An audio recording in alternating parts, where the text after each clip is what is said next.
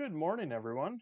Chris Terrell here with dailyfantasysportsrankings.com, DFSR.com for short, rotopros.com, prize picks, and patreon.com. Welcome to today's stream. We're going over the race at the Daytona Road Course today. The Go Bowling at the Daytona Road Course is the name of the track. It's the first time the Cup Series has been to this. First time the NASCAR Series in general. We watched the Xfinity race. Was pretty insane yesterday, especially that finish, that chicane on the backstretch causing some issues. I forget which turn here. You can see kind of the picture of what the road course looks like. I believe it was somewhere around turn 5 here, possibly, where there was a lot of issues. Earl Bamber ended up ruining like pretty much a takedown kind of day for me in terms of DFS. Overall, I ended up cashing all 5 lineups with that final chaos that kind of when Allmendinger took out Allgaier there, that put all 5 of my lineups somehow into cash. So that was excellent there. So truck race just started here. They are on lap 1, I believe, right now. Yep, just tuning in on that, watching that here in the background. So welcome to the stream. Just waiting for a few more people, just sharing the link here. Happy race day. Throw your winning picks in the chat, throw your questions in the chat. I'm going to turn it over, look at some of the cheat sheet here as well. Some things I'm looking at today in terms of road courses, what I've added to the sheet, looking at the matrix. Also going to provide some picks for prize picks as well. So we do have a lot going on here. I'm going to go about 30 to 40 minutes, depending how things go here, if there's lots of questions and stuff like that. But before we get started, I just want to tell you a little bit about my Patreon for anyone that's maybe new, hasn't heard about it, hasn't seen it. So I'm just going to flip that over here and we'll have a look at that. So you can get a copy of my cheat sheets over on patreon.com. / Jagerbombs. All of my cheat sheets are available there. That's $5 per sheet, or $10 gets you access to all the sheets. So right now that's an excellent value. I believe we got 9 going on right now. NFL's coming up soon as well. So that's about a $45 value right now. So I'm covering NHL playoffs right now. League of Legends is coming back again. They're in the middle of their playoffs. They're only getting the small 2-game slates right now. So we're kind of waiting for that to get ramped up again. PGA, we've got the playoffs starting next week with the Northern Trust. I cover all 4 rounds of Showdown as well. Soccer, EPL, and MLS are currently on a break. They will be back, so we'll be covering that. Possibly looking into some Champions League, maybe some other soccer leagues as well. Working kind of on the back end template kind of thing, so we can cover multiple leagues. UFC, that was last night. We got one of those coming out every week, so we got a sheet for that. NBA is going to be starting their playoffs tomorrow, so stay tuned for that. The sheet will be out. Baseball's in full go now, as well. That's daily. There's a ton of information in that sheet. That's one of my biggest sheets, one of the longest running sheets that I've had. NFL package coming up soon, and then of course NASCAR. I cover all 3 series, and like I said, if you scroll all the way down to the bottom, you can get all those sheets for just $10. So get over to patreon.com / Jagerbombs today. Get a copy of those sheets. You can also get a copy of those sheets through DFSR.com with your membership there, as well as you can go over to rotopros.com, and in the Slack chat with your membership over at Rotopros, you can also get a copy of my sheet there, as well as the analysis articles and stuff from Dane Cheneau, who usually joins me. He's a little bit busy today, so I'm going to be tackling this a little bit solo. Going to try and answer all your questions, go over some core plays, some strategies, and all that kind of good stuff. So let's just jump right in here. We are going to have a look at the race. Pincha Baracho, thanks for joining the podcast here. Who's your podcast, live show, YouTube show, whatever you want to call it? I am here answering all your questions. Who's your race winner today? It's definitely a lot of variance, but one thing we're definitely going to be looking at different today is there is only 65 laps in this race. Now, when we go back and look at some of the other road course races, we do see that one thing stands out more than anything is the correlation from start to finish. It's very hard to pass on road courses. There's only certain 3.61 miles. There's only, a few spots that we can really, that not we, but the drivers can really attack going at passes. getting out on some of the NASCAR track, the track that we're used to seeing here at Daytona, is one place where they can go. We did see a little bit of drafting yesterday, so that's going to be a passing area for sure. We've got the chicane that they put in here, so the guys, like I said, talking about yesterday, like Earl Bamber, who's got some experience in the Rolex, or I think it's the Rolex series or the Porsche series, where he's got some experience here. So that is one thing that's new to those guys that are running that. So keep that in mind. But generally, what we're looking at in terms of road courses is guys starting fairly close towards the front. It isn't a race where we're going to be targeting a whole bunch of place differential. You know, just because it is hard to come through the field. We will see the guys that are really good on road courses come through the field, but just in general, if you're looking at a guy that maybe hasn't had success at road courses and he's starting uh, back further than, where you really need him to finish, that's going to be a tough go for some of those guys because road coursing is a totally different animal. You've got braking into those zones. Sometimes you can go in and maybe try and overbrake a guy, overbrake a driver, and get past them that way. That can lead to wrecks, if you're not experienced and not great at doing that, when to use your brakes. So it's definitely looking at those road course guys. I'm just going to flip this over here and we are going to look at the um, cheat sheet here for a minute and some things that I've got on there for this week, just in terms of what we were talking about. So here we are. We've got the pricing. Ryan Blaney at the top, 11,000. Kozlowski 10.6. Elliott 10.3. Truex 10.1. So those are your four drivers that are 10K and up this week. So the first thing that I added this week is looking at road course finishes in 2018 and 19. We haven't had any this year yet. The last one was the Charlotte Road Course, which was the elimination in the playoffs last year. Watkins Glen and Sonoma, and then the same the year before here as well with the Charlotte Road Course, Watkins Glen and Sonoma. So looking at those road courses, one thing definitely stands out. Chase Elliott's won the last two road course races, got in a wreck at Sonoma, but was 6th, 1st, and 4th in 2018 at the road courses. So he really stands out as a top guy. Seems like if I get why Blaney and Kozlowski are more expensive because they're starting 17th and 24th. That gives them some place differential upside. So I totally understand that. If that takes away some of the ownership from Chase Elliott, I absolutely love starting my lineups with Chase Elliott today. I think starting 7th, he has a chance to get up front and lead some laps, maybe in that 20 to 30 lap range, somewhere in there. The next guy that stands out, and I'm going to get to some of these questions here in a minute. I just had some initial thoughts in this top range and the guys that I'm really targeting here. So Kevin Harvick stands out always, it seems like every week, but normally we're used to him being the most expensive. You'd think, okay, well, his price is down this week. Maybe he's not great at road courses.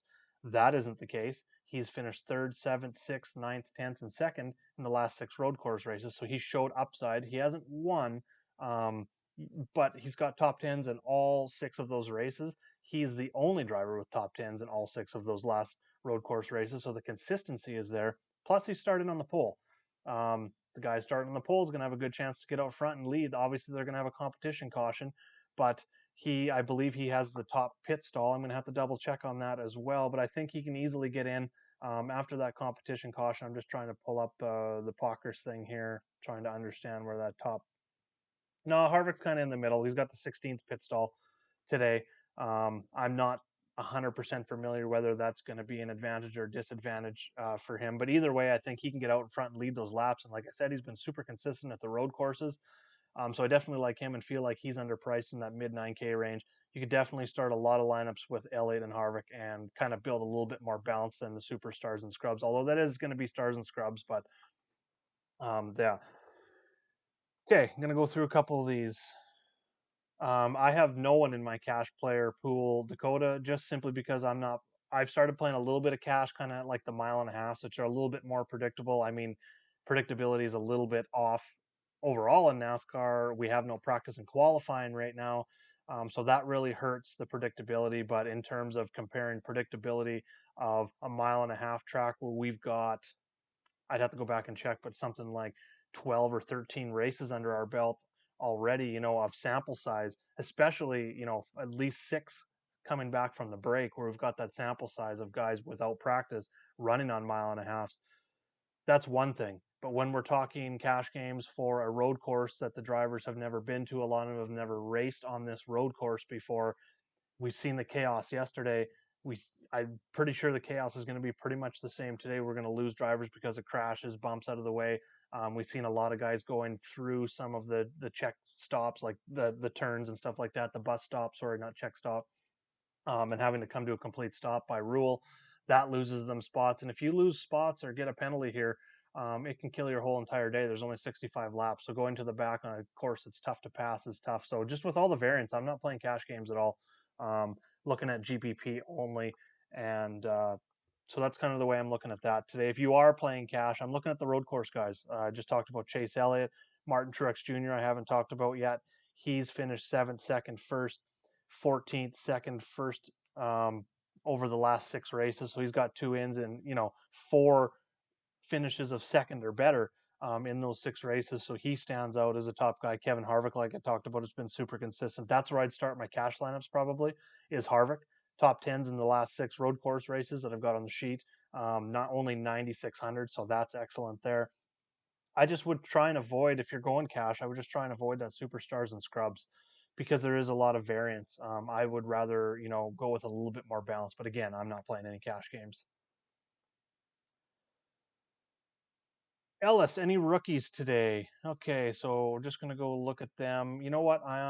Before I answer that, I want to bring up some Xfinity Series, and we'll go all drivers, and we're gonna look at those guys. I'm gonna bring up Custer, and that doesn't fit on the screen well, so I'm just gonna move that over here, and I'm gonna leave the sheet up. Sorry about that. Um, Also using racingreference.info, awesome site if you want to go look at, last 10 races, you want to dig a little bit deeper into the stats. So definitely go check that out. Move this over here on the Xfinity Series side of things. On the road courses, I did that wrong again. Mainly looking, depending on where they're starting. So I'm just going to bring that up here in a second. I really want to get this Xfinity Series road course stuff up. I wanted to add that this week. I just kind of ran out of time with baseball and hockey and basketball going on at the same time, so it was a little bit nuts this week. So looking at Bell, Custer, we want some Reddick up there as well. We'll look at some stats in the Xfinity Series. So what I'm bringing up here on the other screen is just some stats of these rookies in the series, Custer, Bell, and Reddick on their road course races in the Xfinity Series. So Custer, 8th, 10th, 8th, 7th, 7th, 4th, 7th. So not a lot of upside in the Xfinity Series, and that goes back to the start of 2018 on road courses. Bell, 12th, 1st, 2nd, 2nd, 5th, 23rd, 11th. So he's showed some upside for sure. In terms of Bell, I love that his price has come down to 7,200. Starting 15th is, probably going to be more GPP. Same with Reddick. He's starting 18th. I'd probably like him a little bit better just because of that. And his road courses, he had 4 straight top 5s in the Xfinity Series before moving into Cup. And those were all last year in 2019. Second at the Charlotte road course, 3rd at Elkhart Lake, Mid-Ohio was a 4th, and Watkins Glen was a 5th. So Tyler Reddick would be my favorite of those rookies. Custer, starting 26th, is definitely on my radar as well. So I guess if I had to rank them, I'd probably go Reddick, Custer, then Bell. I'm probably going to have 0 Bell, but Reddick and Custer I'll definitely mix in. Reddick a little bit more than Custer. Hope that answers your question a little bit there for that. Kyle Busch, road course, not easy to predict. Yeah, I agree with you. Road courses are, especially one they have never driven before in Cup cars, and they haven't had any practice as well. So Busch wrecked out. So he's got a little bit more variance in terms of his road courses than other drivers. He hasn't been great this year. We all know that. A lot of it, has been bad luck. But you can just see he's just been down. So maybe this is a race when no one's expecting him to win because of his high variance at the track or at road courses. Sorry, his current form, all that mixed together. Still under 10K. He could go very low owned with Truex and Elliott just a little bit more. Blaney with his place differential. I talked about Harvick. I think Busch could definitely be the lowest owned guy in this range. So if you're building contrarian GPP, don't count out Kyle Busch here. He's started inside the top 5. So that could be your contrarian pivot. Now, I guess I don't necessarily like pivoting off of all of Blaney, Elliott, and Truex in one lineup. That's very contrarian. But if you're going stars and scrubs and you have a lot of lineup builds that are, Elliott, Truex, or Blaney, Elliott, Blaney, Truex, mix Harvick in there, Harvick, Elliott, Harvick, Truex, Harvick, Blaney, things like that. If you want to, be a little bit different, if you're getting a little bit too much exposure to those guys and say a 20 max, start mixing in Kyle Busch like 10 to 15, even 20%. You're going to have more than the field. We know the upside is there. We know that he can smash because he's under 10K, so his points per dollar is most definitely there if he can come out and win. I don't even think he needs to win. If he, even goes out and leads maybe even 10 laps, finishes top 5, I think he can hit value if one of those other guys that you did fade, if Blaney crashes, Elliott or Truex or one of the guys that you don't. So definitely mixing in a guy that's going to be the lowest owned out of like 6 or 7 guys, which I think could be the case if you're looking at, let's go 9,400, 9,500 and up, Hamlin, Harvick, Busch, Truex, Elliott, Keselowski, and Blaney. Kyle Busch could definitely be the lowest owned here.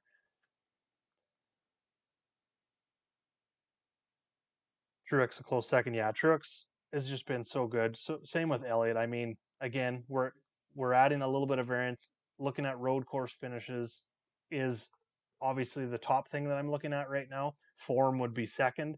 Um, it's not the be all end all because again, with the variance, we've got a course they've never been on. They haven't had any practice on. So there's going to be a little bit more variance there in terms of that. Like these guys have no control. Like yesterday, Allgaier did nothing wrong. Allmendinger made a mistake, came in real tight. Or we were looking at Allgaier. Like I said, my lineups were all. I think I had maybe 2 cash in, min cash in. The other 3 were outside. Allgaier went out. All 5 were in cash. I ended up doubling up on the day.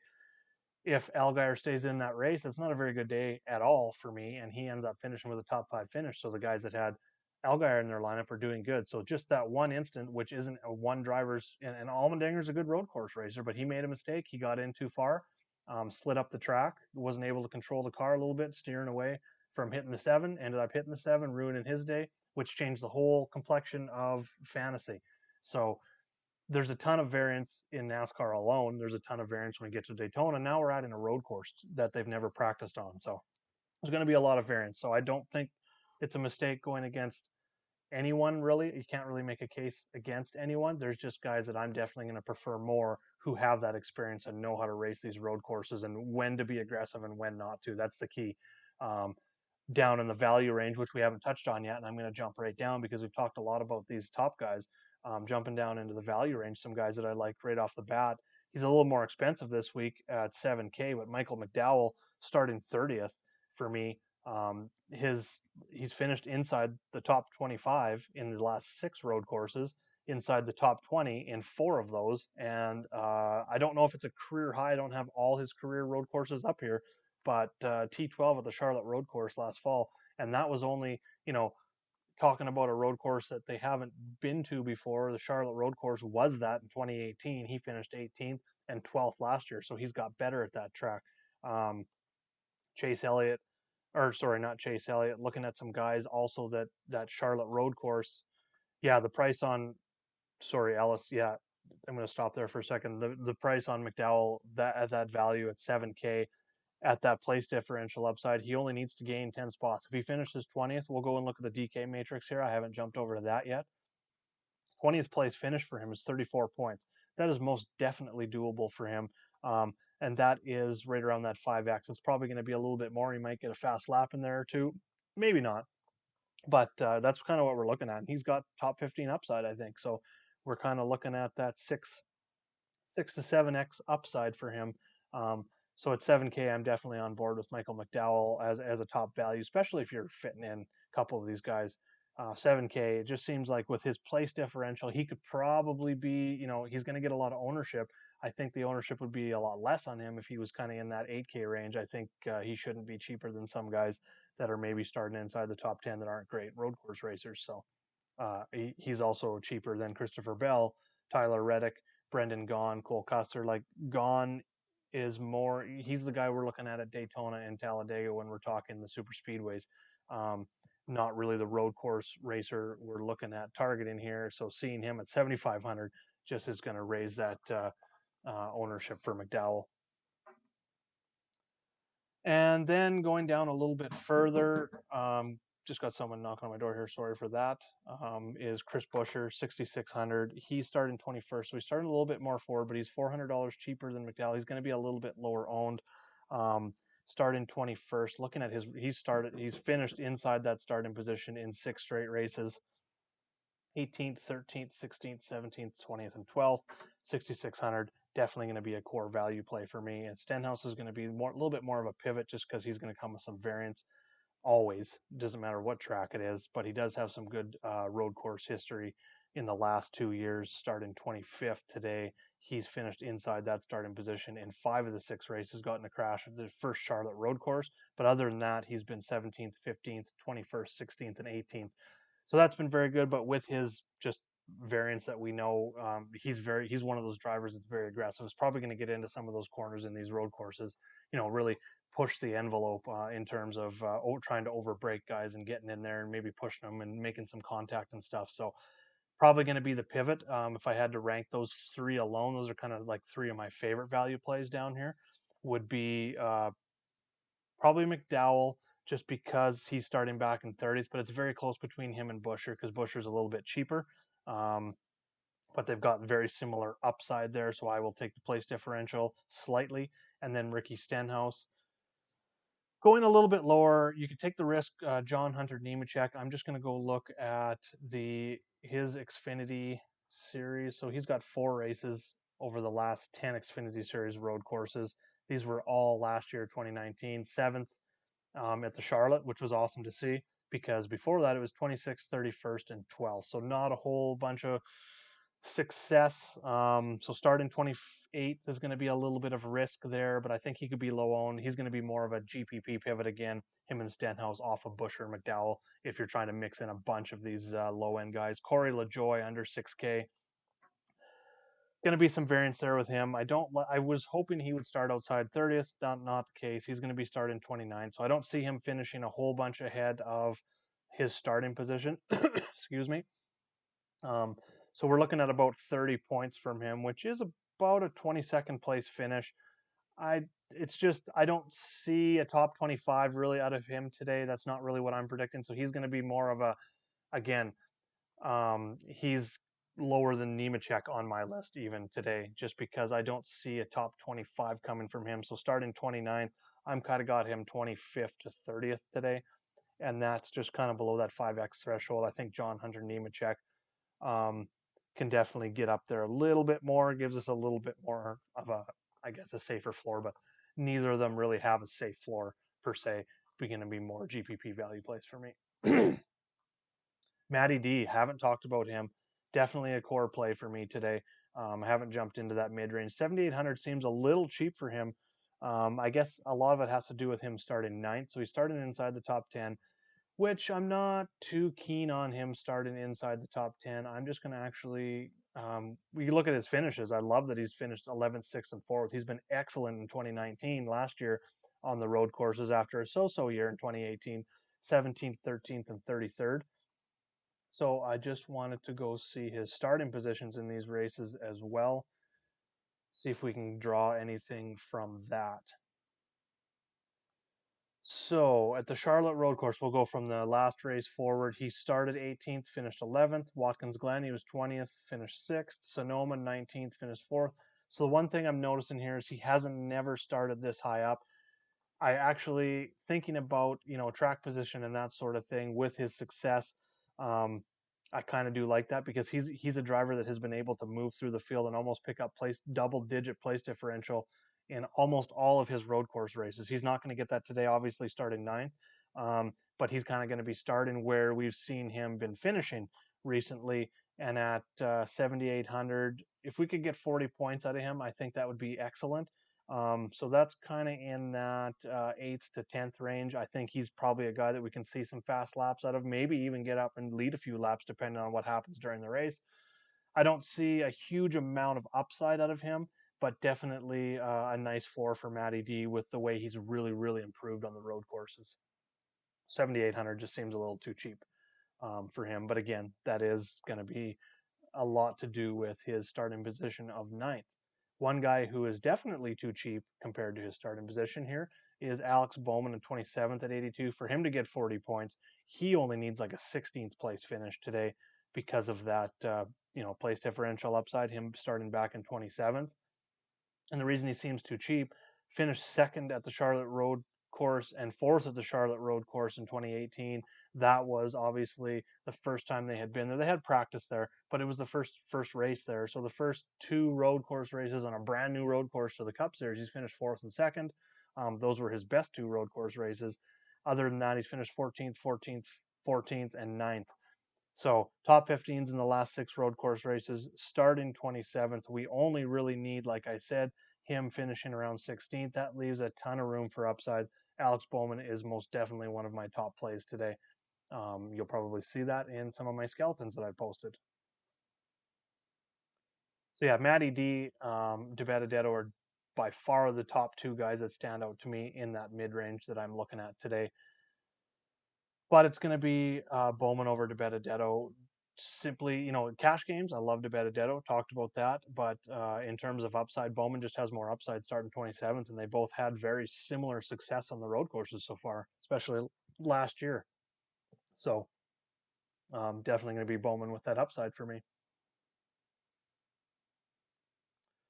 All right, running down on time here. We're somewhere around 26 minutes or so. So we got, 5-10 minutes left. So if you got any questions, throw them away. I've kind of went over a few of my core drivers. So pretty much the way I'm building today is just with the price of some of these guys, I'm going to be a little bit less on Blaney just because I think he's going to be high on. I am going to have some, but I will probably be underweight because I love building a little bit more balanced stars and scrubs. I know it sounds funny, but if you go Blaney and Elliott, obviously you're not leaving very much here. So I kind of like building some Elliott and Harvick, Truex and Harvick, and Elliott and Truex builds. Those are going to be my main core builds. Looking at like 20 max, that's going to be the most of my exposure in those builds. And then, like I said, down below, Mcdowell and Busher are going to be my core value plays. I never like to be overexposed to the value plays, but those are going to be my 2 highest owned value plays. Probably going to be in the 30 to 40% range for those 2 drivers, McDowell and Busher, and then probably the 20 to 30% range. In terms of exposure to these value guys, I like Stenhouse down here. I talked about Tyler Reddick as one of the rookies, John Hunter Nemechek a little bit. Corey LaJoie is going to be down kind of in that. If I was doing 20 lineups, he'd be like 2 lineups max, so like 10%, probably that 5 to 10% range. Other guys in that 5 to 10% range. I'm not really Ryan Preece. We didn't talk about him. He's 5,100. I'm not expecting a 21st place finish like at the Charlotte Road course. He's 5,100 because he started in 22nd. I don't see him finishing much higher than I don't see him actually finishing ahead of his starting position. And his starting position right now is only giving you 22 points. We kind of need somewhere in that 25, which is going to put you just ahead of that. So he needs to finish ahead of where he starts. I just don't see that happening. He's kind of like if I do have some too much exposure to some of these top guys and I want to maybe upgrade one of these mid-tier guys like say a DeBenedetto and go up a little bit higher, I may throw Preece in 1, maybe 2. Custer versus Reddick, yeah, mentioned that Reddick's had a lot better success on the road courses recently on Xfinity. He's a little bit cheaper, so I'm definitely going Reddick over Custer. But Custer does have that little bit more place differential upside. So if we go and look at, say, 20th place finishes from both of them, going to be disappointing in terms of Reddick because we're going to need about 35 points. So we kind of need a top 15 out of Reddick to kind of hit that value. We need about an 18th out of Custer. So it's very close between the two. They're both going to be GPP pivots for me anyway because I'm really high on DeBenedetto and Bowman, and then down below with Busher and McDowell. But, squeezed in between them is Reddick and Custer that you could mix in and kind of pivot off to get some lower ownership projected lineups. Nemechek versus Ricky. I got Ricky over Nemechek. I would probably have Ricky in that 30% exposure range, Nemechek more in that 20%, 15 to 20% kind of range of exposure. And the reason I list off percentages is just because I'm kind of, some people play single entry, some 3 max, 20 max, 150 max. So I just kind of want to give an exposure number. And 3 max is a little bit different just because I sometimes will build a core driver, 3 or 4 drivers that I will have in all of them that I feel confident about. Today, that's a little bit different because of the little added variance. But normally, like say a Charlotte, or, you know, a mile and a half track, Texas or something like that, where, you know, we're really high on Harvick, or Michigan where we're really high on Harvick. In a 3 max, I would just run Harvick in all three, knowing that he's going to be super high owned. But this is going to be a little bit different. So this is why I list exposures. So like in 20, if you're running 20 max, 10 lineups, 100 lineups, doesn't really matter. I'm just going to kind of give you my favorites kind of listed off in terms of how I'm going to have my own personal exposure to these drivers. And then you can kind of go ahead and make decisions off that. So I hope that helps. So it's Ricky, probably 10%, 10 to 15% more Ricky than Nemechek, just because Nemechek, you know, obviously wasn't great at the road courses in Xfinity Series. He's only starting 28th. I'd like to see him, you know, starting 33rd to 35th. So there is a lot more variance there. Stenhouse has had a lot more success on the road courses. So that's kind of what I'm turning to, even though he has his own set of variants, Recce Spinhouse type stuff. So yeah, no problem. Thanks for joining in, everyone. Got a nice viewing today. Got 46 people on. Really appreciate all of you. Um, I continue to do this every week. I'm going to be adding a whole bunch more. Yesterday for the Xfinity Series, I was streaming on Sportscaster. So if anyone hasn't checked that out, just go over to Sportscaster, search Jaeger Bombs or Chris Durrell. You'll be able to find me there. So I'm going to kind of do some Xfinity stuff on Sportscaster. I'm going to continue to do this live show on the YouTube channel here. Dane and I are going to be changing things around possibly in terms of our PGA show. Not going to be competing with guys on the Wednesday night because there are some tremendous shows. Nagel's Bagels, Wiley's got a Periscope as well on Wednesday night, and then there's obviously a lot of others that we're competing with. So we're going to do a pre-recorded show and kind of give you our thoughts, answer questions, you know, in chat throughout the week, and kind of give you guys some time to read that over. But there's definitely a lot more coming. Baseball, now that things are finally settling down, can finally take a deep breath with all these sports going on at once. NBA playoffs started, NHL playoffs started, MLB is kind of in full go now. PGA is getting towards the end of the season, but as we know, PGA never stops. I'm going to start doing some MLB shows in the mornings. I think it's going to be alternate days between RotoPros and DFSR and, you know, Patreon. I haven't really got the schedule yet, but I want to start doing some baseball shows as well. Just kind of giving you, you know, a morning look at teams that I'm targeting, pitchers that I'm targeting, give you some stats, some things that stand out, that sort of thing. They're going to be live streams as well, so you can jump in and answer questions. But for the most part, I want to do it early enough so that if you can't watch the live stream, you can go and look at the archive after and kind of get that. And then for the PGA show being a little bit longer, it's probably going to stretch out to be about an hour. I'm going to set it up so that there are timestamps. So if you go and look at the description of the video, you'll be able to go, if you want to look at, you know, review of last week, or you want to jump right to one and done picks at the end, or you want to look at our key stats, or you want to look at the 7K range, the 8K range, or whatever range we go through, you can just quickly go and link to those below. So you don't have to watch the whole hour just to get the little piece of information out that you want. So that's something I'm going to be doing a little bit better in terms of my shows when they start getting past that 20-30 minute range, some of the preview shows, just to kind of help you guys out there as well. But yeah, that kind of covers all my picks. I'm going to go make some more lineups. I am in for about 5 to 10 right now. I'm going to try and get up to that 20 max, that $4. I think it's the Chrome Horn it's called on DK. Playing mostly DK today, so I'm going to try and get that in.